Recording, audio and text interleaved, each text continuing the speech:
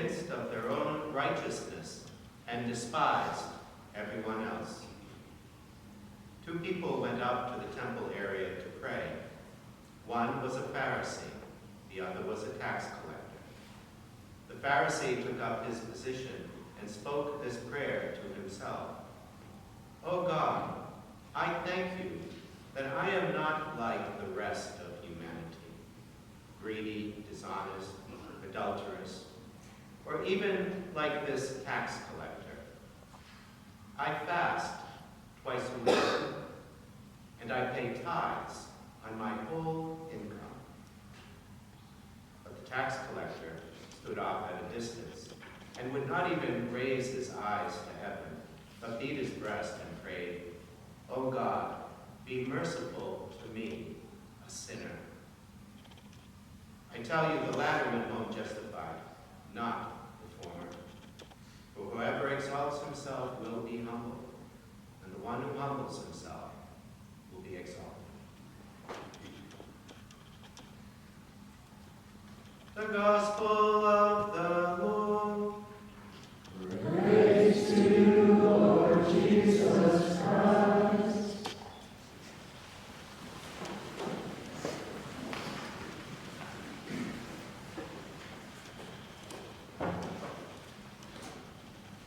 St. Augustine, in his rule, which for Norbertines, that's our roadmap and user manual for discipleship, identified pride as the fundamental sin that corrupts every other activity. Good works lose their efficacy when polluted by pride.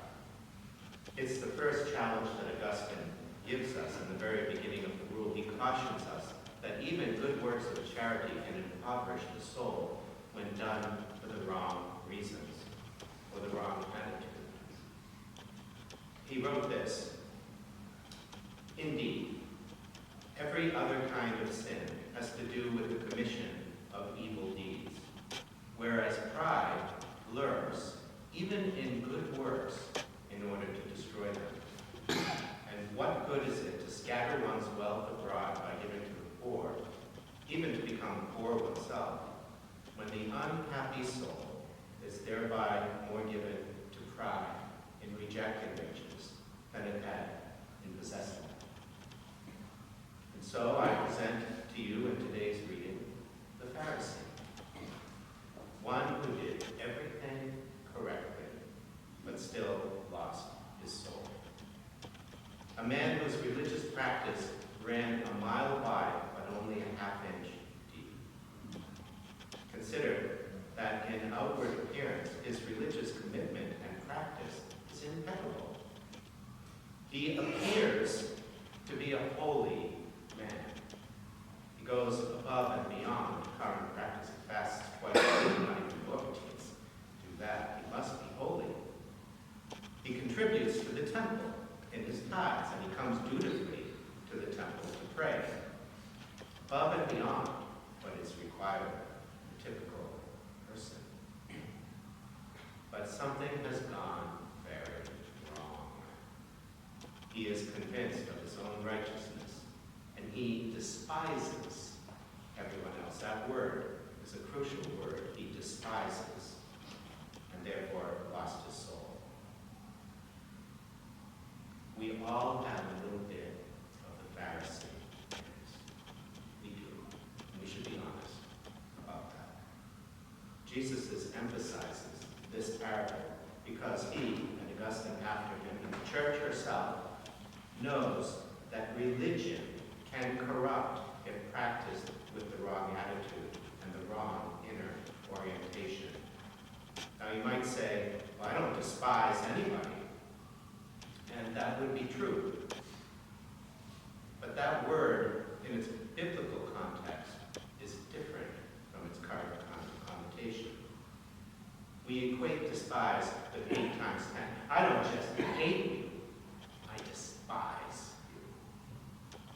But that's not really what it means. It's from the Latin, despised. Specere means to see, like in spectator, one who sees. The designation DE, despised, negates the seeing. It is one who does not see. It is one who looks away, or down, or anywhere other than where they're supposed to be looking. Despised. It's a type of blindness that we have. I don't despise or hate anyone, but I've got a type of blindness in me. We tend to see what we want to see. And when we look at other people, we come to conclusions and judgments. The Pharisee looked down on that tax collector as a lesser person. He was blind to the goodness and the faith of the tax collector.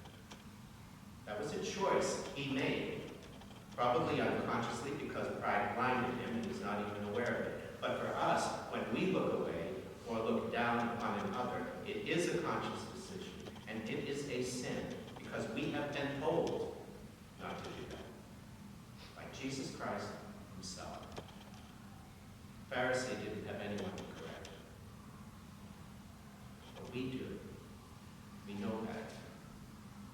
There must be a harmony of virtue in our whole being, in our thoughts, in our behavior, in our hearts, in our gut, everywhere, permeated with a harmony of virtues. What does that look like? In his first interview on becoming Pope, Francis was asked about his position on gay rights and tolerance, and his response, who am I to judge? If there were one human being on the planet in a position to judge, it would hopefully be the Roman Pontiff and the Vicar of Christ, and he refused to condemn. And so did we. But we also despise. We refuse to see others. We refuse to read the signs of the times. Refusing to see injustice in our culture is a type of despising, a type of despised. We must not be blind, not in these times. Like in Sirach in the first reading, we are called to be a people seeking justice, showing no favoritism or partiality. People who hear the cry of the oppressed and do not look away. If we judge justly and affirm the right, surely the Lord will not delay.